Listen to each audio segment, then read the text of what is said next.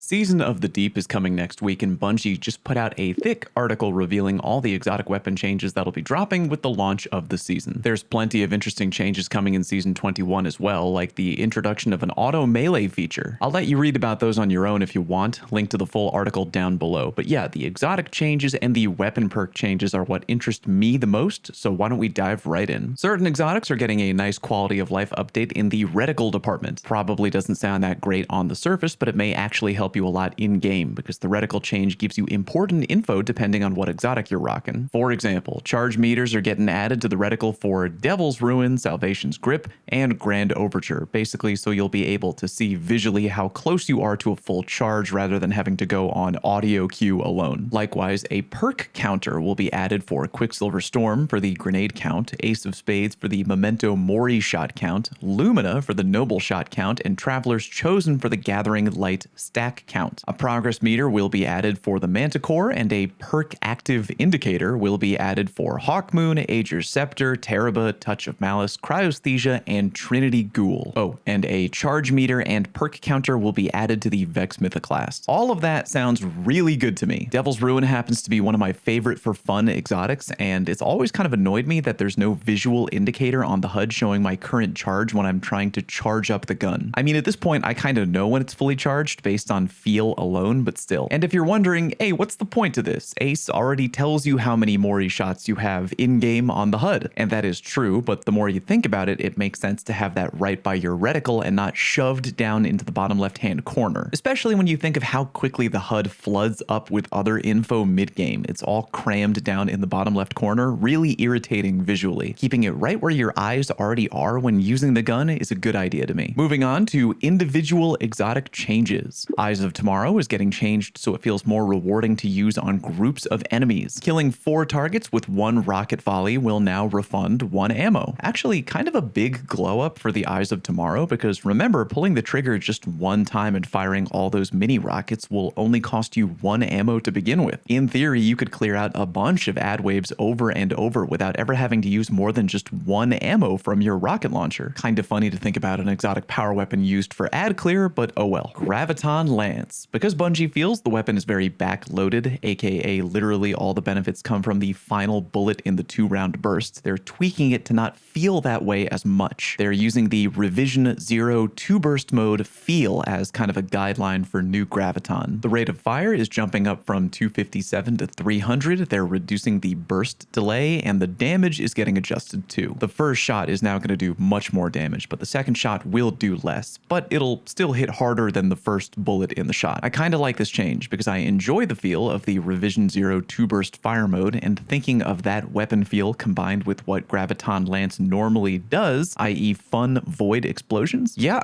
count me in. Jade Rabbit. To tie in with what I mentioned earlier, i.e. the reticle changes, Bungie is adding text to show when the Fate of All Fools increased body shot damage is active and ready to go. Also, hitting 3 crit shots will now refund 3 shots instead of 1. That right there is a really interesting change. Basically, if you had clear line of sight on a target's crit spot and had no interruptions distracting you, you could keep shooting it forever without ever needing to reload because of the 3 shots continually being refunded back. Sounds kind of weird to think about Jade Rabbit becoming a go-to champion killer, but seems like a distinct possibility. Manticore. Bungie wants this weird aerial-based SMG to be even sillier with the following changes. Increased the catalyst damage resist factor from tier 3 to tier 4. Be careful with that one there, Bungie. Increased movement speed during hang time and activating the catalyst perk through an airborne kill or sustained damage following an airborne kill now partially refills the mag. These changes are coming at a really good time for the Manticore TBH. Remember, as mentioned in today's Bungie article, ag frame SMGs, aka 750 RPM, are getting nerfed in Season 21. Manticore is not an ag frame SMG, and therefore it won't be affected by the ag frame nerfs. I always thought Manticore was really good on paper. It's just hard to pick in the current meta because other options shine way brighter right now. With these changes, Manticore could be a much more solid pick in Season of the Deep PvP, especially if you play Dawnblade or any other class that likes being in the air. Lumina, very straightforward change, nothing crazy. Increased the noble round cap from 5 to 6. I gotta be honest, I'm not sure if this change is gonna get people currently not using Lumina to switch to Lumina. Whoa, 6 noble rounds instead of 5? No way! I do feel like people who already enjoy using that hand cannon though will be made even happier with this change. I'll go ahead and tinker with new Lumina and let you know what I think, but not exactly a go-to gun for me in either PvE or PvP in the current sandbox. Heartshadow, everybody's quasi-favorite forgotten weird camo sword. Bungie wants to lean into the power fantasy a little bit harder, so they're making it easier to take advantage of the exotic perks. Damage increase now activates quicker when invisible, after 0.25 seconds instead of 1 second, which is a good change because I always thought that was kind of annoying. Also, Heartshadow now weakens upon dealing any damage while the damage increase is active. Quick reminder on the Heartshadow numbers, I think the damage buff is around 25% and the debuff on the enemy is about 15%. Overall, I think this buff looks pretty good on paper. It'll probably make using the exotic feel more rewarding in PvE, which it really does need. I don't think I know anyone currently using the Heartshadow for any activity at all. Speaking of exotic swords, Wordline Zero. Relax, sword lovers, it's not getting a nerf, I don't think. The sprinting heavy attack can now be chained into itself once. Sword guard energy cost from each sprinting heavy attack reduced from 100% to 50% and decreased damage from an individual sprinting heavy attack by 25% to compensate. TLDR, that should result in more fun launching with Wordline Zero. I don't want to fully weigh in on that one just yet. I'm not exactly a Wordline Zero master. Really hoping this change isn't some sneaky way of making the exotic less fun to use somehow. According to Bungie, the exotic was getting very jealous of Dares of Eternity swords with the highly coveted Eager Edge. Gotta make sure those yellow swords can fly around as good as the purple swords, y'all. Sweet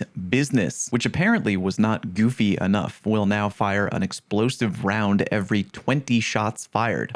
Great, I think. I feel like depending on how much damage the explosive shot does, this could range from incredibly interesting to, oh, that's nice, Bungie, I'll hang this patch note up right on the fridge where everyone can see it. Kind of gives me the same vibe as the Lumina change. I'm not really sure if this will bring more people over to team use Sweet Business, but rather make the current handful of business maining guardians a tiny bit happier. Either way, sounds kind of fun. Enjoy, all you business savvy guardians out there. Legend of Acrius. Bungie is upping the total ammo count from 12 to 16 and increasing the maximum projectile distance from 9 to 12 meters. Yeah, if you didn't know, the Legend of Acrius has one of the harshest damage drop-offs in the entire game. You can basically go from nuking your enemy to dealing literally 0 damage by just backing up a few inches beyond the drop-off point if you're at the very, very edge. 12 meters, though, does sound pretty nice. I feel like this might make the gun more enticing for PvE damage dealing on beefy targets at close range. Tommy's Matchbook is getting a buffed exotic catalyst. While overheated, sustained fire scorches your target. Every 5 shots applies 14 plus 7 with fragment scorch stacks. Not bad, actually. Should mean that if you keep sustained fire on a target long enough, free ignition, provided you don't burn yourself to death. Seems like it might be a fun contender for PvE, but it also could maybe become a thing in PvP. I've had PvP-focused friends like Cammy and Drewski in the past actually enjoy using Tommies unironically, and they're probably maybe having evil thoughts reading this patch right now. I mean, overall, the weapon is very silly by design. I don't know if it'll ever become truly goated, but I will let you know if the Season 21 meta starts turning into an old black and white gangster movie with Tommy guns meta. Just remember, if you want to F around with the Matchbook on your own, hipfire is the way to go. No time to explain. Don't panic, it's not getting buffed in PvP, Sag. We're looking at PvE directed stuff here. Your little bullet buddy is getting an upgrade so that it'll now be able to break and stun barrier champion shields and overpenetrate combatant shields. I'm assuming that means enemies like Cabal phalanxes and stuff. The bullet buddy will also now benefit directly from Feeding Frenzy, which is a nice little surprise too. Not really sure if that is going to make me tempted enough to whip out the no time in a GM Nightfall, but a buff is a buff. Either way, as long as the PvP viability is not getting harmed, I'm totally fine with whatever change they want to make to that gun. Even after its somewhat recent nerf, no time IMO remains literally one of the best primary weapons in Crucible right now for big maps. Skyburners Oath. Bungie felt it wasn't hot enough after the initial Solar 3.0 buff, so they are giving it even more. Increased Scorch stacks from 3 to 5 and 5 to 10 with the proper fragment boost. Seems fine. Again, not really sure if that'll make me actually care about using the gun in endgame PvE activities that don't feature Cabal, but I guess we'll see. Salvation's grip is getting a rework that it desperately needs. I literally don't know anyone who uses this gun outside of trolling people. In Season of the Deep, it'll now have 2 different firing modes. You can fire a charge-up shot that creates a pattern of crystals, and by the way, the number of crystals will not be dependent on charge time. Your uncharged shot is a normal grenade launcher shot now, which does more damage to crystals and frozen targets. Also, Bungie is adding a new perk that reloads the mag from reserves when you quickly shatter at least 3 crystals with the uncharged shot. So the new play is charge-up shot to make crystals, fire an uncharged shot to shatter and destroy them, hopefully take out a few bad guys in the process, and then your launcher will auto-load from reserves. Kinda sounds like a nice little gameplay loop, TBH. Looking forward to it. Bad Juju is getting a really interesting buff. I've always felt personally that Bad Juju feels kind of off when you're using the weapon, but I wasn't really ever able to explain why. Turns out it had a secret problem weighing it down this entire time. It was coded in-game to use auto rifle recoil, even though it is not an auto rifle. So the buff is more like a fix. They're just fixing the issue that was causing it to use recoil like an auto rifle. Small change, but potentially awesome one for Bad Juju. Maybe now for the first time ever, it won't feel like complete garbage for me to use. Might have to do a before and after type comparison on day 1 of Season 21. Really good news for people who enjoy Bad Juju, by the way. I'm assuming it'll mean that the gun will only feel better for you to use from here on out. And in a change that surprises no one, Fighting Lion. If you didn't know, Fighting Lion has been really bugged lately, dealing an extra 15 times damage to red bar enemies in PvE,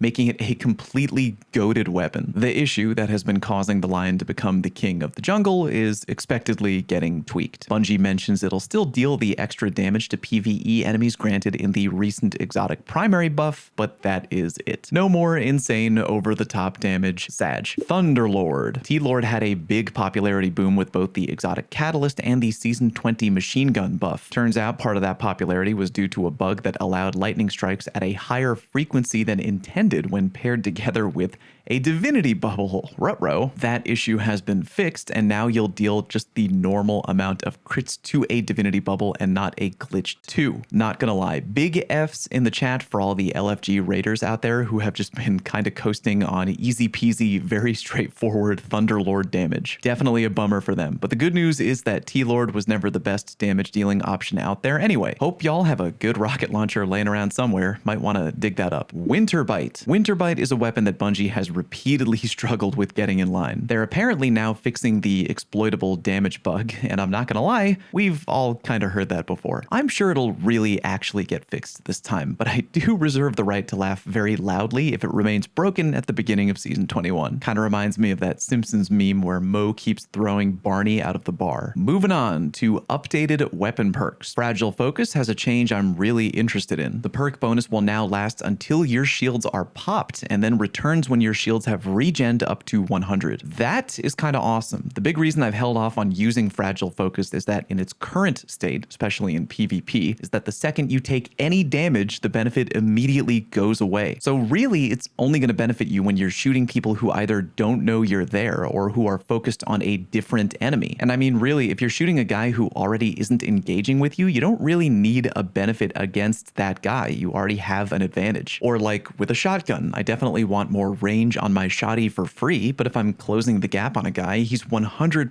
going to shoot me as I'm closing the gap, so the whole perk goes out the window. With this update though, it'll last until your shields break, which is IMO a much needed update for Fragile Focus. Absolutely check your vault right now for solid PvP contenders that might have Fragile Focus on it, without remorse, forgiveness, especially the NOD. If this change hits just right, it could change the perk from very forgettable to actually very viable. Thresh Thresh, Demo, and Pugilist have apparently been giving extra energy on shotguns, fusion rifles, and sniper kills, but poor Glaives missed the boat on that benefit apparently. Therefore, in Season 21, yay, Glaives now get that same extra benefit. Not really a Glaive guy myself, but yay to all you stick-waving barbarians out there. Enjoy. Reconstruction has been, quote, simplified under the hood so that Bungie can put the perk on more weapons without exceeding perk budgets. Base perk timer is 4 seconds and enhanced perk timer is 3.5.